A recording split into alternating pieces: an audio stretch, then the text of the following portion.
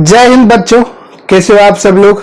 आशा करता हूं आप और आपके परिवार में सब स्वस्थ होंगे और सब खुश होंगे। तो आज मैं एक और वीडियो आप लोगों के लिए लेकर आया हूं। शुरू करने से पहले मैं आपको वीडियो के बारे में कुछ डिस्क्रिप्शन दे दूं। पहली चीज ये कि इस वीडियो के अंदर मैंने 5 क्वेश्चन लिए हैं और पांचों क्वेश्चन जो है, इन पांचों क्वेश्चन का जो लेवल है वो मॉडरेट है और बिलो मॉडरेट है। और ऐसा बोल सकते हैं कि आखिरी वाला क्वेश्चन जो है रक्त संबंध, उसका थोड़ा सा लेवल मॉडरेट है और थोड़ा सा ऊपर है। तो बात यह है कि हर क्वेश्चन के लिए मैं आपको दे रहा हूं 1-1 मिनट। आखिरी वाला जो रक्त संबंध का, ब्लड रिलेशन का क्वेश्चन है, उसके लिए मैं आपको दे रहा हूं 2 मिनट। तो करना आपको यह है कि जब भी क्वेश्चन आपके सामने आएगा इमेज के रूप में, आपको वीडियो को पॉज करना है 1 मिनट के लिए और उस क्वेश्चन को खुद से पहले अटेम्प्ट करना है। यदि वो आपसे 1 मिनट के अंदर बन गया तो समझिए कि आपकी प्रिपरेशन अच्छी है। देखो, ये आप देखोगे कि हर वीडियो में मैं आपको हर क्वेश्चन को करने के लिए एक समय सीमा देता हूं।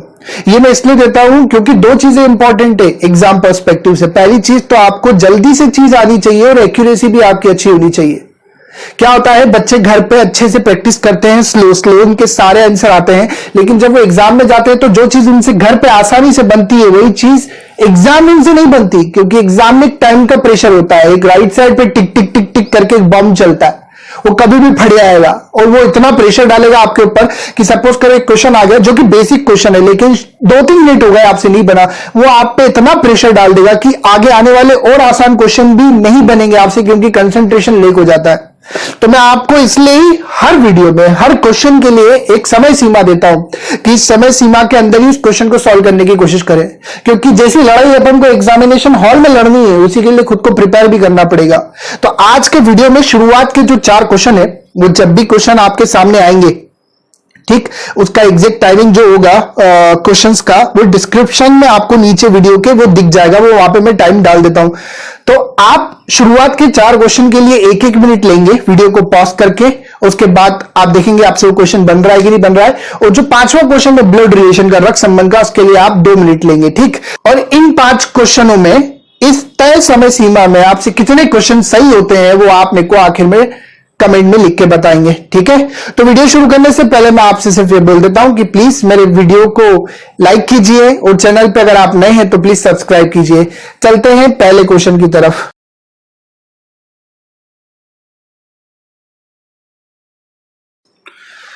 तो पहला क्वेश्चन जो है ये आपका मिसिंग नंबर का है, लुप्त संख्या को ज्ञात कीजिए का है। इसमें आप देखेंगे कि पैटर्न इस तरीके से लग रहा है कि बाहर के जो चारों नंबर है उसको यूज करते हुए बीच वाला नंबर बनेगा। तो करना आपको सिंपल सा ये है कि लेफ्ट साइड के जो 2 नंबर है उनको माइनस कर देना है और राइट साइड के जो 2 नंबर है इन दोनों को प्लस कर देना है, इन दोनों को आपस में इंटू कर देना है। 9 में से 4 गया, कितना हो गया 5, इंटू कर देना है। 7 में 6 प्लस किया, कितना गया 13, 13 इंटू 5 आ गया 65 जो लिखा बीच में।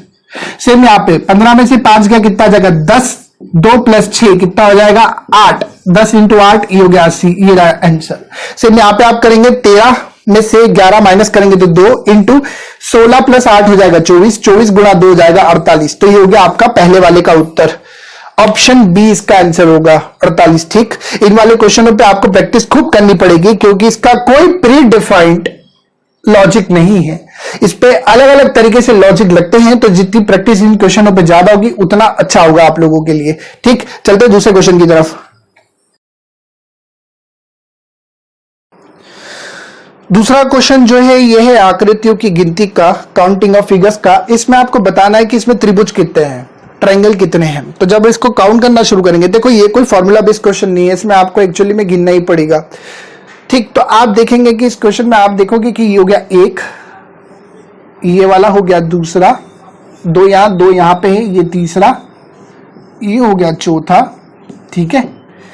ये है 5वां, कौन सा, ये है 5वां। और आगे जाऊंगा तो ये है 6ठा, और आगे जाऊंगा तो ये है 7वां। सेम 3 वहां पे मिलेंगे, कौन से, ये 8वां, ये हो गया 9वां, और ऊपर तक जाऊंगा तो ये हो गया 10वां, ठीक है। ये आधा अलग काउंट हो गया, आधा अलग काउंट हो गया, इन दोनों को मिला के ये हो जाएगा कौन सा, 11वां। 11 हो गए, सुनना, ये हो गया 12वां, ये हो गया 13वां, और ये बड़ा वाला हो गया 14 हो गए। अब सुनना है यहां से, ये मैं काउंट कर चुका हूं, ये नहीं किया, ये हो गया 15, ये काउंट कर चुका हूं, ये हो गया 16, और ये बड़ा वाला हो गया 17। यहां गया, ये हुआ 18, ये हुआ 19 और दोनों को मिला के हो गया 20। अब ये जो सबसे बड़ा वाला भार, इसमें भी 3 मिलेंगे। कौन से 3 सुनना? 21, 22 और सबसे बड़ा वाला हो गया 23। बचे और कौन से सुनना? अब नेक्स्ट वाले जो है वो मिलेंगे, ये हो गया 24। सेम इसी के ठीक सामने एक और मिलेगा आपको, ये हो गया 25। यहां हो गए ठीक नीचे तक जाते हुए, यहां से यहां, ये हो गया 26। और यहां से जब आप सेम इसके अपोजिट वाला देखोगे, ये हो जाएगा 27। तो टोटल इसके अंदर 27। फिर से एक बार दिखा रहा हूं, थोड़ा ध्यान से सुनना। सबसे पहले ये छोटा वाला 1, ये हो गया 2, बार बार के गिन रहा हूं सबसे पहले, ठीक है ना। ये 1, ये 2, ये 3, ये 4, ये 5, ये अंदर जाते हुए 6, ये इधर जाते हुए 7, 8, ये 9, ये सबसे बड़ा वाला इधर से 10 और ये पूरा वाला हो गया 11। ये है 12, ये है 13 और 12 13 को मिला के जो बड़ा वाला बन रहा है ये हो गया 14। ठीक है, अब सुनना, यहां से ये हो जाएगा 15, ये हो जाएगा 16 और इन दोनों को सबसे बड़ा मिला के हो गया 17। ऊपर वाला ये 18, ये 19, दोनों को मिला के हो गया 20। ठीक, ये हो जाएगा 21, ये हो जाएगा 22 और ये बड़ा वाला हो जाएगा कौन सा? 23। बचे 4 और, ये हो गया 24, ये हो गया 25, इधर से जब जाओगे ये हो जाएगा 26 और ये वाला हो जाएगा 27। ठीक है, अब एक और बार अगर बताऊंगा तो वो गड़ी जाएगा, छपी जाएगा, तो हो गया, एक बार में समझ में आ गया। अब थोड़ा देखो उसको, ऑप्शन अगर आप करते तो ऑप्शन से कैसे आसान होता है, इस वाले में तो नहीं। सपोज करो एग्जाम में आप गिनने जा रहे हो स्कोर, आपको ऑप्शन देके रखे हुए हूं 20, 22, 27 और दे दिया आपको 18। सपोज गिनते हुए आप गए और गिनते गिनते आपने टोटल 23 गिन लिए। सुनना ध्यान से, गिनते गिनते आपने 23 गिन लिए और आपको ये पता है, और 23 के बाद आपको दिख नहीं रहे, और आपको ये पता है कि जो आपने 23 गिने वो बिल्कुल सही गिने, 23 गिने हैं जो बिल्कुल सही गिने। तो ऑब्वियस सी बात है, अगर 23 सही गिने तो वो तो आपको ऑप्शन में दिख नहीं रहा, आपको कुछ ऐसे ट्रायंगल है जो दिख नहीं रहे। तो 23 से ज्यादा जो भी ऑप्शन में होता आप डायरेक्ट उस पर टिक कर देते, आपको पूरा आंसर निकालने की जरूरत नहीं थी, क्योंकि आपको यह पूरा कंफर्म है कि जो 23 आपने काउंट किए उसमें कोई सा भी ट्रायंगल आपने डबल से काउंट नहीं किया है। यह बात ध्यान रखना, आपको चेक करना पड़ेगा। तो आप कभी भी अगर क्वेश्चन ऐसे टफ आए तो वो ऑप्शन ऐसे देता है कि आप गिनते हुए जाएंगे ना, गिनते गिनते पे 23 24 पे जाके अटक गए तो उसके आगे आपको सिर्फ एक ही ऑप्शन मिलेगा 27 28, उस पर टिक कर देना, पूरे एग्जैक्ट काउंट करने की जरूरत नहीं है। अगर मेरे को ऑप्शन ऐसे मिलते हैं तो मैं 23 के बाद काउंट ही नहीं करता, आगे सीधे 27 पे टिक करके आगे चले जाता। हाँ, डी पे नन ऑफ दिस होता तो फिर मेरे को चेक करना पड़ता पूरे के पूरे। ठीक है, लेकिन एक बात ध्यान रखना, अगर क्वेश्चन थोड़ा सा टफ दे देता है वो काउंटिंग का, तो ऑप्शन के थ्रू उसको आप आसान बना सकते हो, एक चांस देता है आपको। लेकिन आप क्वेश्चन देख के भिड़ जाओगे, नहीं मैं पूरा गिनूंगा उसके बाद, नहीं वो गलती मत कर देना। ऑप्शन इस तरीके से होते हैं। तो ये क्वेश्चन 40 सेकंड का था सिर्फ, आप 23 तक 24 तक गिनते हुए जाते हैं और आपको दिख जाता 24 से आगे जो भी ऑप्शन पे उस पर टिक करो और आगे बढ़ो। ठीक है, चलते तीसरे क्वेश्चन की तरफ।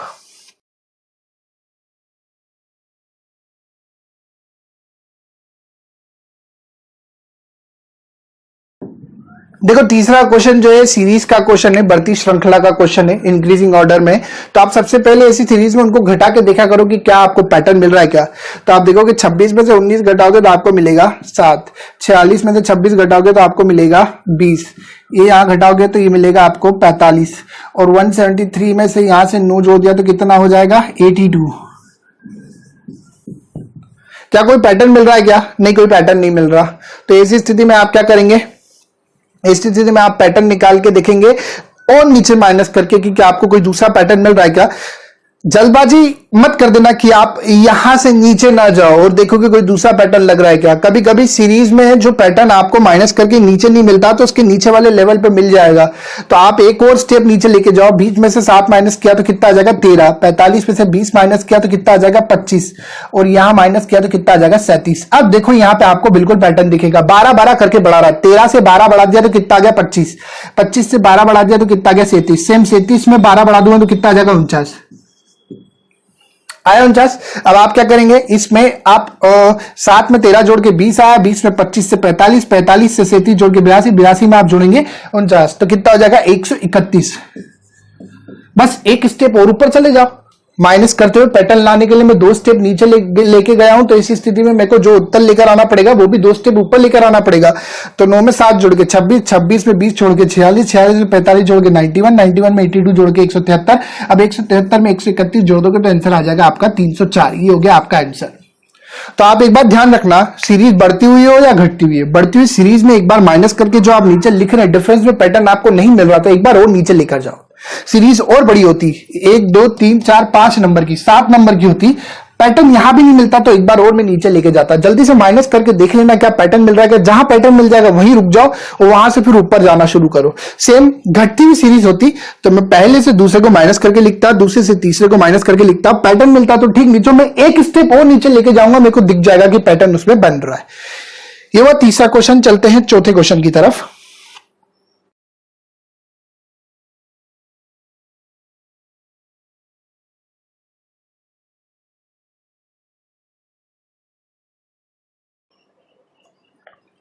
देखो अगला क्वेश्चन जो है, ये अगला क्वेश्चन क्रम व्यवस्थीकरण का, ऑर्डर इन रैंकिंग का, और उसमें भी ओवरलैपिंग का क्वेश्चन है। और ओवरलैपिंग का क्वेश्चन कैसे समझ में आता है, जब भी आपको किसी कतार के कुल लोग देके रखे हो, सपोज 40 देके रखे और बोल के रखे कि आपको एक व्यक्ति का स्थान आगे से 25 देके रखा है और एक व्यक्ति का स्थान पीछे से 25 देके रखा है। जब दोनों के स्थान को आगे और पीछे से, फ्रंट और बैक से जोड़ोगे और वो टोटल से यदि ज्यादा आ जाता है तो इसका मतलब वो क्वेश्चन हमेशा ओवरलैपिंग का होगा। सेम यहां पे हो रहा है कि टोटल 55 बच्चे हैं, आगे से एक का स्थान 35, पीछे से एक का 37, दोनों को जोड़ोगे तो 72 आ जाएगा। तो मतलब लाइन इस तरीके से ओवरलैप करके बन रही है। अगर दोनों का स्थान आगे और पीछे से, फ्रंट और बैक से जोड़ने पे टोटल से कम लोग आते तो ओवरलैपिंग न करते हुए इस तरीके से लाइन बनती है। सपोज करो, देखो 30 लोग हैं एक लाइन में, एक व्यक्ति का स्थान आगे से 8वां है और एक व्यक्ति का स्थान पीछे से 10वां है। 10 और 8 कितना हुआ, 18।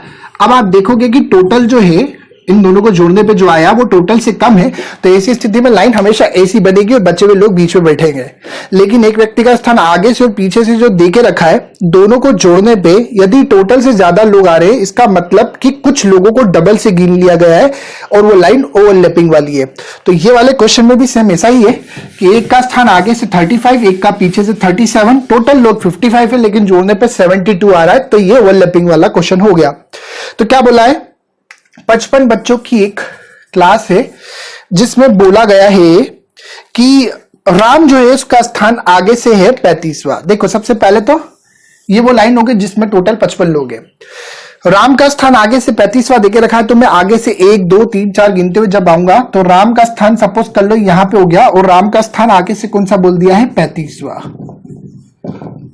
और वहीं बोल के रखा है कि शाम का स्थान 37वां है पीछे से, तो ऑब्वियस सी बात है वो उसको ओवरलैप करेगा ही करेगा। आप देख लो कैसे करेगा। टोटल 55 लोग लाइन में, 55 में आगे से लेकर राम को मिला के 35 लोग बैठ चुके हैं, बचेंगे कितने, 20 लोग पीछे हैं। और पीछे से जो नाम क्या बोला है, पीछे से शाम का स्थान है 37वां, तो 20 लोग ये 37वां स्थान जब करते हुए आऊंगा तो ऑब्वियस सी बात है कि वो राम को क्रॉस करते हुए ओवरलैप करके बैठेगा। तो सपोज कर लो शाम बैठ गया है इधर और पीछे से शाम का स्थान है 37वां। अब बोल के रखा है कि जय जो है इन दोनों के ठीक बीच में बैठा है, तो जय करीब यहां बैठा है। पोजीशन क्या है उसकी मेरे को नहीं पता। पूछा जय का स्थान आगे से बताओ कितना होगा, तो सबसे पहली चीज आप ये चेक करेंगे कि इन दोनों के बीच में लोग कितने हैं। सिंपल सा तरीका है काउंट करने का। जब भी आपको ओवरलैपिंग का क्वेश्चन आए कि भैया दोनों लोगों का स्थान टोटल से ज्यादा आ रहा है जोड़ने पे, तो ऐसी स्थिति में आप बीच में सबसे पहले लोग कैसे निकालेंगे, आप करेंगे एक व्यक्ति का स्थान आगे से 35, पीछे से 37, तो 35 प्लस 37 आपने जैसे जोड़ा कितना आ जाएगा, 72। बीच में लोग निकालने के लिए क्या करेंगे, आप जो 72 है इसमें से आपने जैसे टोटल लोग माइनस के कितना आ गया, 17। ये 17 लोग आए जो कि ओवरलैप करके बैठे हैं। इसमें श्याम भी इंक्लूड है, राम भी इंक्लूड है, लेकिन इनके बीच में मेरे को लोग निकालने तो 2 और माइनस करना पड़ेगा। कारण राम और श्याम को घटाना पड़ेगा, जब जाके मेरे को पता चलेगा कि इनके बीच में कितने लोग हैं। ये हो गया 15, क्योंकि ये तो वो 17 लोग आए जो कि डबल से गिने गए हैं, उसमें श्याम और राम भी है, लेकिन मेरे को ये काउंट करना है कि उनके बीच में कितने लोग हैं, तो याद है 15। ठीक, तो एक क्वेश्चन तो इस तरीके से भी बनता है। इसी क्वेश्चन में एक दूसरा क्वेश्चन भी है जो मैं बता रहा हूं। इस तरीके का क्वेश्चन आया तो आप कैसे करेंगे कि 55 लोग हैं, राम का स्थान आगे से है 35वां, शाम का स्थान पीछे से 37वां, 37th, तो इन दोनों के बीच में कितने लोग हैं, तो आप बस इस तरीके से काउंट कर लेना। दोनों को जोड़ा आपने, दोनों को जोड़ के आपने टोटल से माइनस करके एक्स्ट्रा 2 माइनस कर दिया, तो आपको पता चल जाएगा कि उनके बीच में 15 लोग हैं। अब सुनना, इनके बीच में टोटल 15 लोग हैं, तो एक तो खुद जय हो गया, तो 15 में से एक को बिठा दिया, बच्चे 14, और जय जो है बिल्कुल मध्य में, बिल्कुल बीच में बिठाए, तो बिल्कुल बीच में बिठाने के लिए 15 में एक जय को बिठा दिया, बच्चे 14, 7 आपने बिठा दिए इधर, 7 आपने बिठा दिए इधर, ये टोटल आपके बैठ गए बीच में 15। देख लो भले, 7 और 7 14 और एक बीच में हो गए 15। अब आपको पूछा यह गया है कि जय का स्थान आगे से कितना है। सिंपल कैसे काउंट कर सकते हैं, देखो राम का स्थान मेरे को आगे से पता है 35वां है, और राम और जय के बीच में 7 लोग हैं, और जय का स्थान राम से 8वां, 7 लोग बीच में है, तो स्थान कौन सा हो जाएगा 8वां। आगे से राम का स्थान 35वां है, जैसे ही आप 8 माइनस करोगे तो जय का स्थान आगे से आपको पता चल जाएगा। तो टोटल राम का स्थान आगे से 35वां, उसके 8वें स्थान पहले पे जय है, तो जैसे ही आपने माइनस किया कितना आ गया 27। ये हो गया आपका आंसर कि जय का स्थान आगे से कितना हो गया 27वां। या दूसरा तरीका कैसे करते हैं कि 7 लोग ना लिखते हुए 7 लोग आप बिठाते, 1 2 3 4 5 6 7, क्या करते, राम का स्थान आगे से 35वां है, और आप आगे की तरफ जाओगे तो स्थान घटता चले जाएगा। क्यों, आप एक टिकट काउंटर पे खड़े हो, आपका स्थान सपोज करो आगे से 15वां है, 2 लोग हटे तो आप 13वें नंबर पे जाओगे, 2 और हटे तो आप 11वें पे जाओगे। इसी तरीके से राम का स्थान आगे से 35वां है, आगे की तरफ जाऊंगा तो स्थान घटता चला जाएगा, 35 34 33 32 31 30 29 28 27, जय का स्थान आगे से कितना हो जाएगा 27। ये हो गया क्वेश्चन सॉल्व। जय का स्थान पीछे से बोलते तो वो भी निकल जाता। मेरे को पता है कि आगे से राम का स्थान 35वां, उसके पीछे है 20 लोग, 20 21 22 23 24 25 26 27 28 29, पीछे से जय का स्थान है 29वां, आगे से जय का स्थान है 27वां। ठीक है, ये हो गया आपका क्वेश्चन सॉल्व। चलते हैं अगले क्वेश्चन की तरफ। इस क्वेश्चन के लिए आप 2 मिनट लेंगे। ब्लड रिलेशन का क्वेश्चन थोड़ा सा बड़ा एक क्विज है पूरी की पूरी। ठीक है,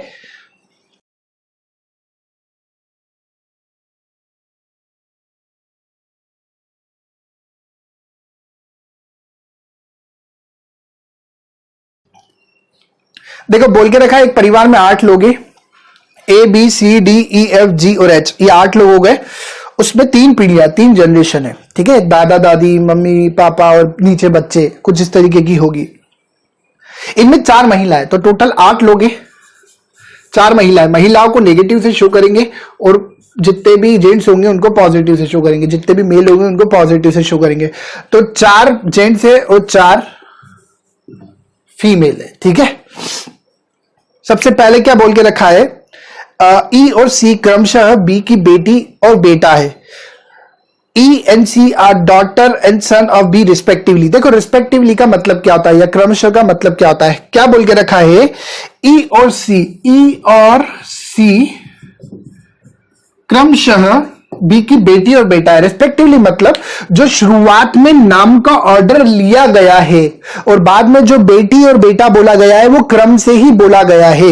मतलब पहले नाम में बोला है ई और फिर पहले बोला है बेटी, तो ई हो गई बेटी और सी बाद में है नाम में और बोला गया है बेटी और बेटा, तो बेटा हो जाएगा सी। अगर क्रमशः नहीं लिखा होता तो मेरे को यह पता चलता कि ई और सी में से कोई एक बेटी होगी एक बेटा होगा, क्रम से नहीं देके रखा है।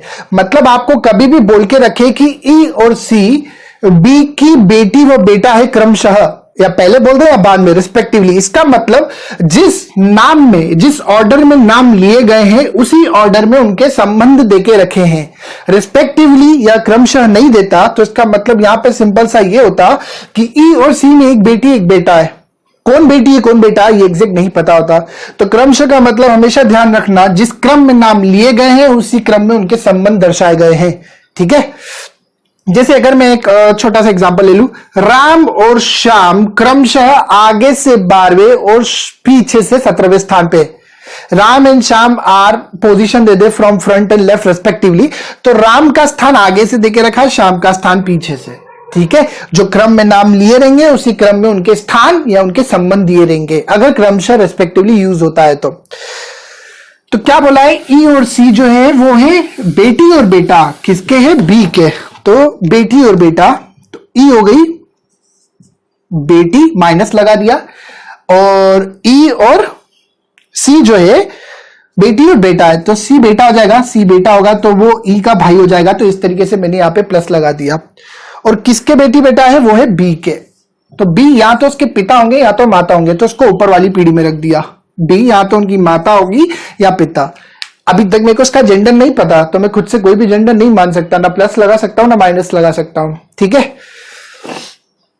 इसके बाद बोला गया है ये दोनों विवाहित है, ये दोनों विवाहित है, ठीक है। बोथ आर मैरिड, अलग अलग मैरिड होंगे किसी से, इसकी जिससे शादी हुई होगी वो हो जाएगा प्लस, क्योंकि ये खुद महिला है। ब्लड रिलेशन में महिला का संबंध महिला से नहीं होता, ये रूढ़िवादी है। 377 धारा यहां पे नहीं लगी है, बात ध्यान रखना कि आप बोलोगे सर जरूरत हो ना इसका एक जेंट्स के साथ ही हो, ना ना ना ना, यह जरूरी है। ये अब मेल है तो उसकी शादी फीमेल से ही होगी भैया, ठीक है। ये नहीं करते ऐसा कि जेंट्स है तो हमको जेंट्स पसंद आएगा, ना ना, ये वाला काम यहाँ नहीं होता, ठीक है।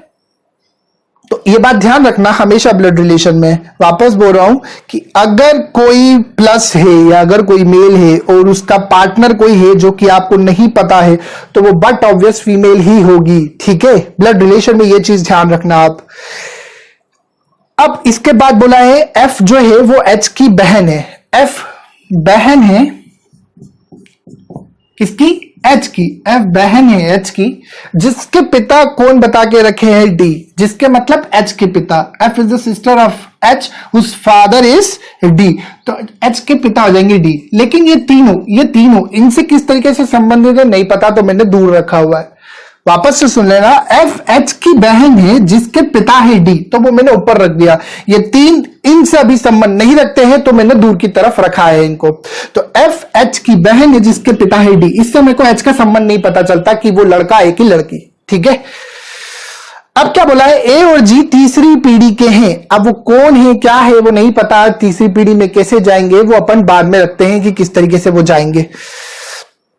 ए एफ का दामाद है, ए एफ का दामाद है। एफ का दामाद होना मतलब एफ की कोई बेटी होगी और उसका जो पति होगा वो हो जाएगा दामाद, ठीक है। A is the son in law of F. Son in law मतलब होता है बेटी का पति, तो एफ की कोई बेटी होगी, उसका जो पति होगा वो दामाद हो जाएगा, वो होगा ए। लेकिन वो मेरे को नहीं पता कौन है, अभी इसकी बेटी मेरे को नहीं पता, तो अभी तक मैं नहीं रख सकता, बट ये बात मैं आगे चल के यूज में लूंगा। आगे चल के बोला है बी एच का बहनोई है। बहनोई मतलब सिस्टर का पति, तो बी जो है वो एच का बहनोई है, मतलब एच की कोई सिस्टर होगी, उसकी शादी हुई होगी बी से, तो मेरे को पता है एच की सिस्टर कौन है? एफ, और उसका पति कौन हो जाएगा? बी। तो ऐसी स्थिति में बी जो है वो बहनोई हो जाएगा एच का, ठीक है। B is the brother in law of H. तो ब्रदर इन लॉ मतलब बोले तो वैसे तो इंग्लिश में ब्रदर इन लॉ बहुत सारी चीजों को बोला जाता है। जेठ को बोला जाता है, देवर को बोला जाता है, साले को बोला जाता है, जीजा को बोला जाता है, साड़ू भाई को बोला जाता है। लेकिन यहाँ पे जो है स्पष्ट हिंदी में बोल के रखा है कि बी जो है बहनोई है एच का, तो B is the brother in law of H. English में कैसे समझते हैं कि भैया एच की एक बहन है, ऑब्वियसली बात है उसका जो पति होगा वही उसका ब्रदर इन लॉ हो जाएगा। अभी भी मेरे को एच का यहाँ पे जेंडर पता नहीं चला, ठीक है। लेकिन एक चीज मैं पहले वाली लेता हूं जिसमें बोल के रखा है कि ए जो है एफ का दामाद है। अब मेरे को यहाँ पे एफ की बेटी मिल गई है, ये दोनों आपस में पति पत्नी है, इनकी ये दो संतानें हैं। ई बेटी है और सी जो है बेटा है। और मेरे को क्या बोल के रखा है? मेरे को बोल के रखा है ए जो है वो एफ का दामाद है, मतलब एफ की कोई बेटी हुई होगी और वो बेटी मेरे को दिख रही है ई है, इसका जो पति होगा वो एफ का दामाद हो जाएगा। तो कौन हो जाएगा? ए हो जाएगा ये। अब आप देखेंगे शुरुआत में बोल के रखा था कि 4 जो है वो है पुरुष, 4 जो है महिलाएं। मेरे को पुरुष दिख रहे हैं यहाँ पे, 4 दिख गए, एक येरा प्लस, एक येरा प्लस, एक येरा प्लस, एक येरा प्लस, बाकी सब हो जाएगी लेडीज। महिला है क्योंकि 4 महिलाएं, 1 2 तो ये भी महिला हो जाएगी, ये भी तो महिला है ही, लेकिन ये कौन होगी? टोटल 8 अल्फाबेट है, उसमें से सिर्फ एक बचा, कौन? जी। ये लगा दिया जी। सब कंप्लीट हो गए, A B C D E F G H सब कंप्लीट हो गए। ये हो गया पूरा के पूरा स्ट्रक्चर कंप्लीट। क्वेश्चन में बोल के क्या रखा है? निम्नलिखित में से कौन जी की सास है? वो the mother in law of G. Mother in law मतलब पति की मम्मी, ठीक है, हस्बैंड की मम्मी। तो यहां पे आप देखोगे जी की जो पति है वो है सी, यहाँ पास में भाई बहन है, इनके ये है माँ बाप। तो जी की सास कौन हुई? सी की मम्मी, और सी की मम्मी है एफ। तो यहाँ पे जी की सास हुई, पति की मम्मी हो गई एफ। तो आंसर हो गया एफ, जो कि आपको दिख रहा है ऑप्शन बी। ये हो गए 5 क्वेश्चन। इन 5 क्वेश्चन में से आपके कितने सही हुए 5 में से, वो आप मेरे को बिल्कुल कमेंट बॉक्स में लिख के बताइए, ठीक है। अपन अगले वीडियो में मिलेंगे। प्लीज वीडियो को लाइक करें, कमेंट करें और चैनल को सब्सक्राइब करें अपने दोस्तों के साथ। अपन मिलते हैं अगले वीडियो में। जब तक आप खुद का और अपने परिवार वालों का ध्यान रखें। जय हिंद।